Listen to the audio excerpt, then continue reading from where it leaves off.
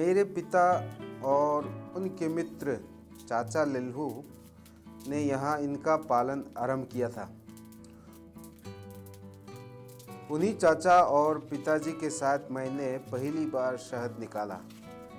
जब मैंने देखा कि शहद कितने अच्छे और मधुमक्खियों के छत्ते कितने स्वस्थ हैं, तब मुझे यह कार्य उत्साहवर्धक और रोचक लगा। मुझे अच्छा लगा कि हम एक ही छत्ते से इतने अधिक शहद प्राप्त कर सकते हैं और इसके स्वाद का आनंद ले रहे हैं, और इसलिए मैंने उनके मधुमक्खी के छत्तों के पास ही अपना एक अलग छत्ता पालना आरंभ किया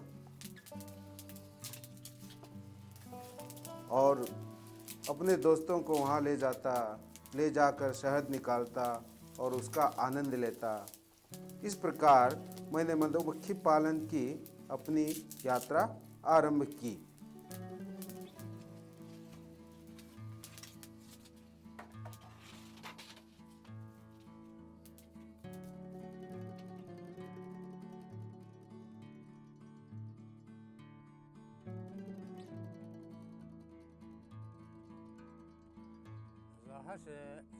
मेरा नाम सैयदचू है। मेरी अवस्था आज लगभग 61 वर्ष है। मेरे 2 लड़के और 2 बेटियां हैं।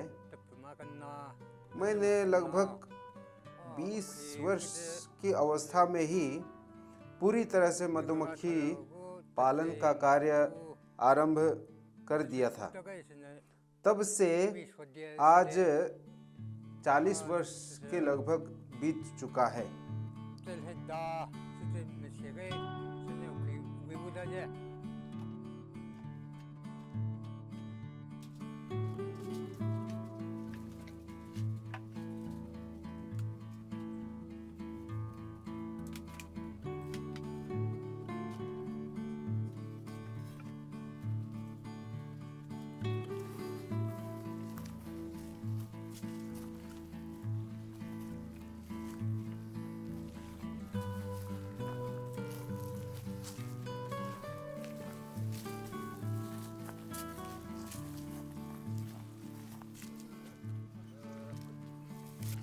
मधुमक्खी का पालन का धंधा हमारे गांव में पहले से रहा है।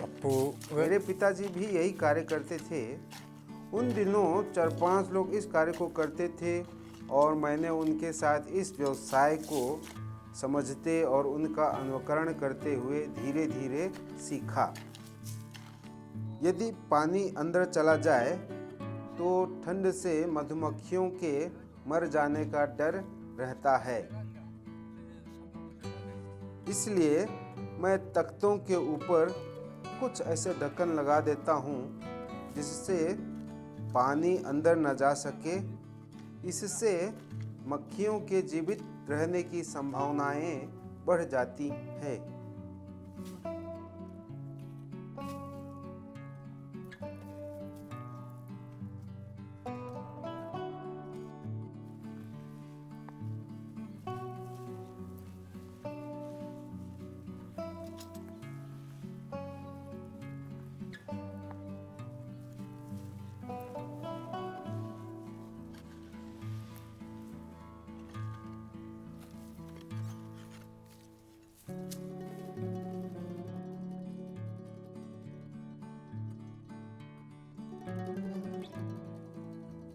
एक बार जब मैं इस प्रकार इनके लिए जगह बना देता हूँ, तब मधुमक्खियाँ अपने आप आकर रहने लगती हैं।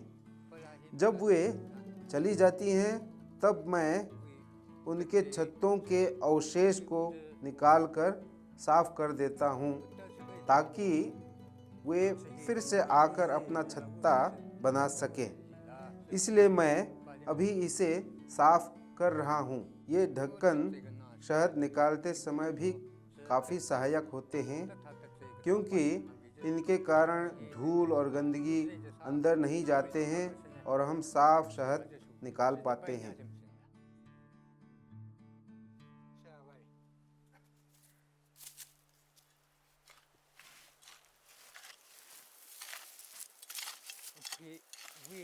मधुमक्खी पालन की प्रक्रिया इस प्रकार है कि मार्च या अप्रैल के महीने में मैं छत्तों के अवशेष को साफ करता हूँ और मक्खियों के आने के लिए जगह को तैयार कर देता हूँ।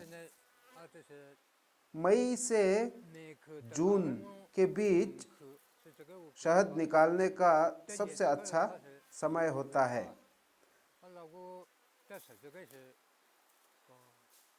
सर्दियों में अक्टूबर अथवा नवंबर में शहद को निकाला जाता है।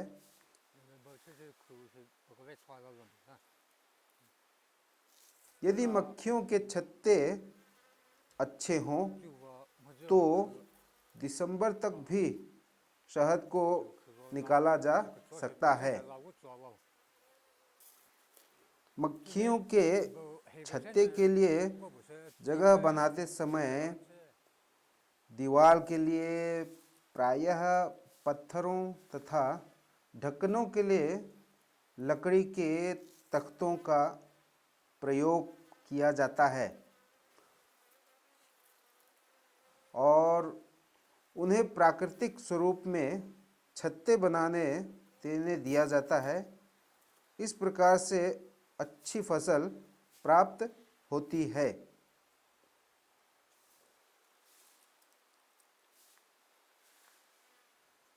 शहद निकालते वक्त मैं प्रायः व्यस्त रहता हूँ, परंतु उनके घरों की मरम्मत और छतों के अवशेष को साफ करते समय मैं इससे भी अधिक व्यस्त रहता हूँ।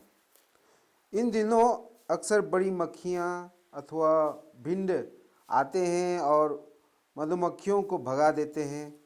अपने छत्ते में भी ये इन्हीं भिंडों से डर डर के रहती हैं।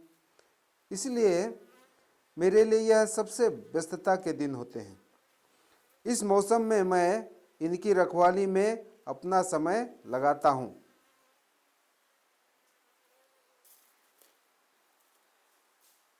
मैं पारंपरिक गोंद के प्रयोग से भिंडों को पकड़ता हूँ और उन्हें भगाने के लिए आग भी जला देता हूँ। बाजार में कीटनाशक उपलब्ध होते हैं जिनका प्रयोग किया जा सकता है, परंतु मेरी मधुमक्खियों को ही मार डालते ये, इसलिए मैं ऐसे रासायनिक दवाओं का प्रयोग नहीं करता हूँ। डंकहीन मधुमक्खियाँ घरेलू पालन के लिए सबसे अच्छी होती हैं। कुछ बड़ी मधुमक्खियाँ भी होती हैं जिन्हें लोग पालते हैं, मगर ये लंबे समय तक नहीं रहते हैं। कुछ जंगली मधुमक्खियाँ भी होती हैं, परंतु हम उन्हें पाल नहीं सकते क्योंकि वे ऊंचे ऊंचे चट्टानों पर अपने छत्ते बनाते हैं। डंकहीन मधुमक्खियाँ एक ही स्थान पर 5 वर्षों तक रह सकती हैं, जबकि बाकी अधिक से अधिक 2 वर्षों तक ही रह पाती हैं। जब मैं जंगल में मधुमक्खी के छत्ते को देखता हूँ, तब श्रमिक मधुमक्खियों को हटाकर रानी मक्खी को उठा लेता हूँ।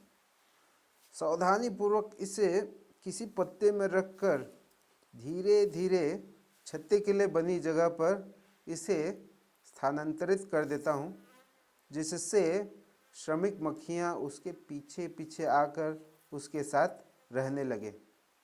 एक बार जब ये आकर रह जाती हैं तब जल्दी भागती नहीं हैं और इस प्रकार आप शहद के लिए तथा पालन के लिए अधिक छत्ते बना सकते हैं। कभी कभी जब इनका समूह बड़ा हो जाता है तब ये अलग अलग समूह में बढ़ जाते हैं। प्रायः मुख्य रानी मधुमक्खी नई रानी मक्खियों को भगा देती हैं और ऐसे में नई रानी मक्खी अपने श्रमिकों को लेकर एक नए समूह का निर्माण करती है। ऐसे में इन पर निगरानी रखनी होती है और जैसे ही ये नया समूह बनकर तैयार हो जाते हैं, आप किसी डब्बे से इसे ढककर इसे पालतू बनाने के लिए स्थानांतरित कर सकते हैं। रानी मक्खी श्रमिक मक्खी से दुगुनी बड़ी होती है, शरीर भी लंबा होता है तथा इनके पंख भी अलग होते हैं, इसलिए इसे आसानी से पहचाना जा सकता है। पहचान में आने के बाद आप इसे कुछ श्रमिक मक्खियों के साथ पकड़ सकते हैं, क्योंकि अकेले रानी मक्खी को निकालना और श्रमिक मक्खियों के डंक से बचना मुश्किल होता है।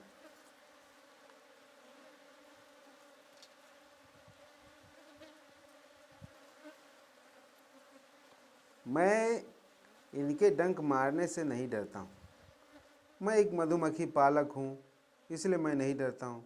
यदि मैं डर जाऊँ तो मैं इसे पाल नहीं सकता हूँ। कभी कभी एक या दो मक्खियाँ आपको डस सकती हैं और कभी कभी आपको कई मक्खियाँ एक साथ ही डंक मार देती हैं।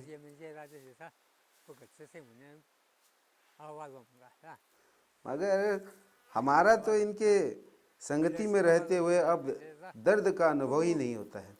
मक्खियाँ परेशान और गुस्से में कभी कभी हो सकती हैं, परंतु वे भी जानती हैं मैं उनके छत्तों का ध्यान रखता हूँ, इसलिए हम सह अस्तित्व में होते हैं। मैं उनके लिए घर बनाता हूँ और बदले में वे हमें शहद देती हैं।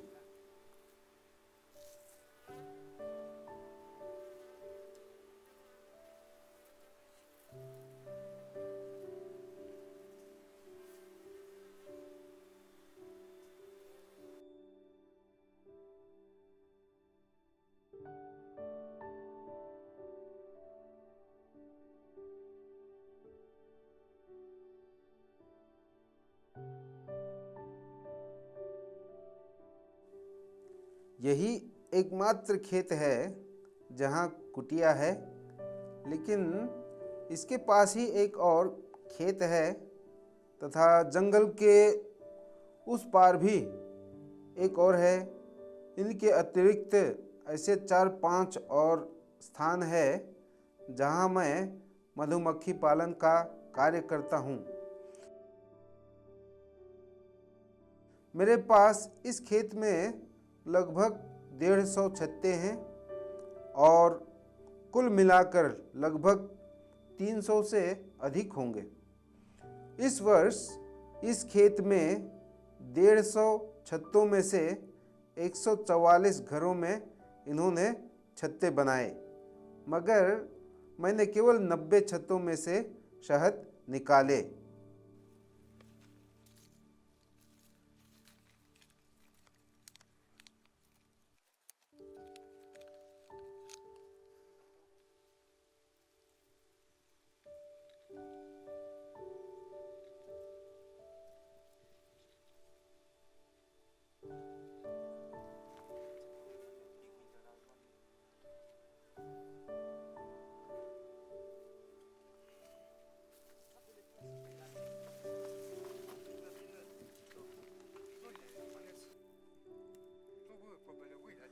एक बार जब मधुमक्खियाँ छत्ते बना लेती हैं, तब से यदि फूलों का मौसम हो तो लगभग 2 सप्ताह में ही शहद निकालने लायक हो जाते हैं।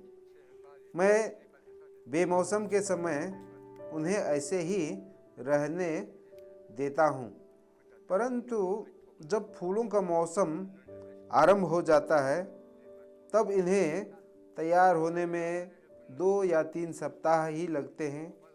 इनके लार्वा को भी मक्खी बनने के लिए लगभग 2 सप्ताह ही लगते हैं।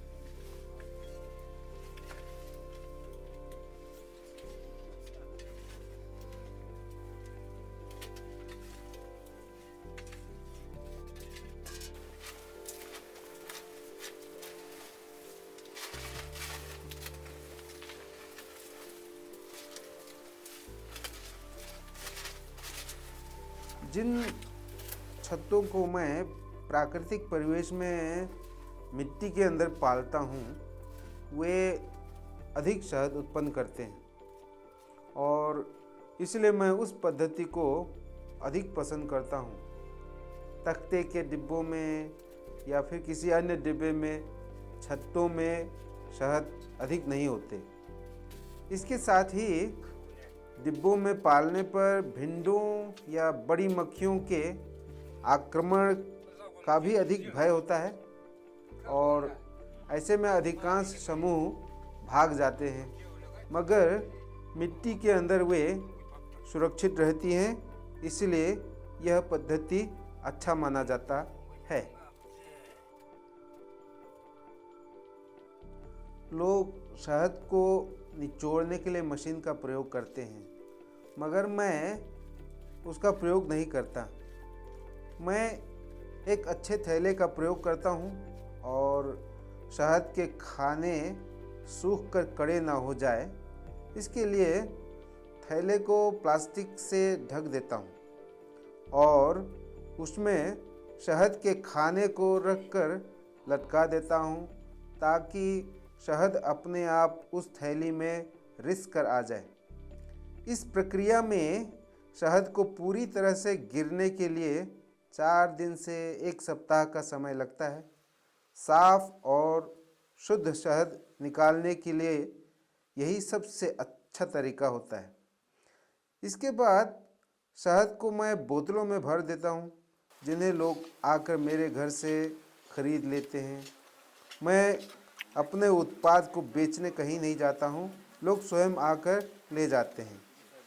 इनमें से मैं अपने उपयोग के लिए कुछ रख लेता हूँ, मगर अधिकांश बेच देता हूँ। एक बार एक फसल में तो मैंने 170 छत्तों में से शहद निकाला था, जबकि कभी-कभी खराब फसल में यह संख्या 50 या 60 तक ही रहती है।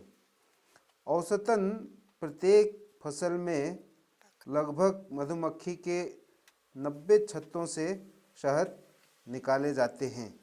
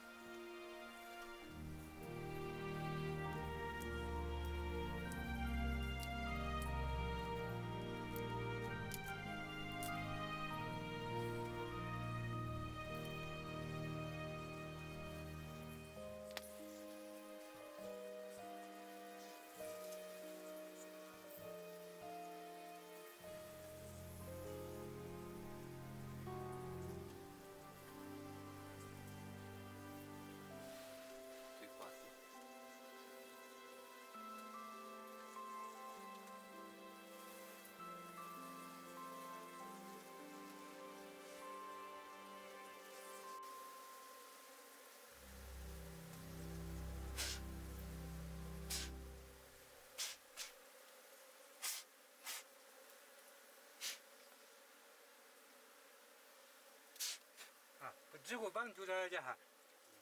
가져야 분는 반 조자.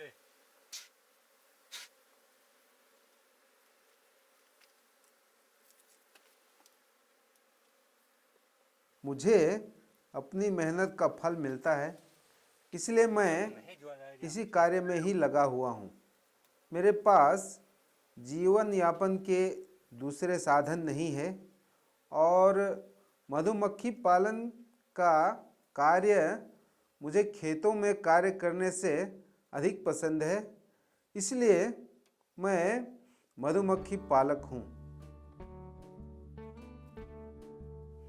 इसी ने मेरी आवश्यकताओं एवं जीवन के साधनों को पूरा किया है और इसी से मैं अपने परिवार एवं बच्चों का लालन पालन करता हूँ।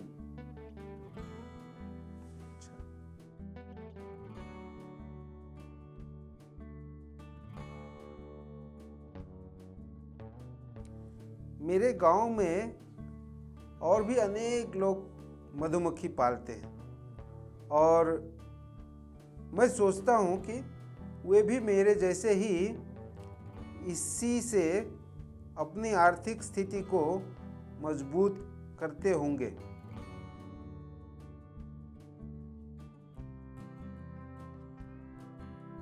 मैं सोचता हूँ कि इस कार्य को जारी रखूं, मगर उम्र के बढ़ने के साथ साथ इन सभी छतों की मरम्मत करने में मुझे कठिनाई हो रही है।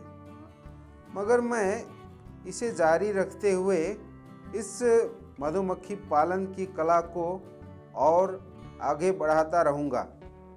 मैंने यह कुटिया इसलिए बनाई है ताकि मैं अपने किसी भी खेत में जाऊं और वापस आकर यहाँ विश्राम करूं तथा गांव तक वापस न जाऊं, क्योंकि गांव तक आते जाते मैं बहुत थक जाता हूं।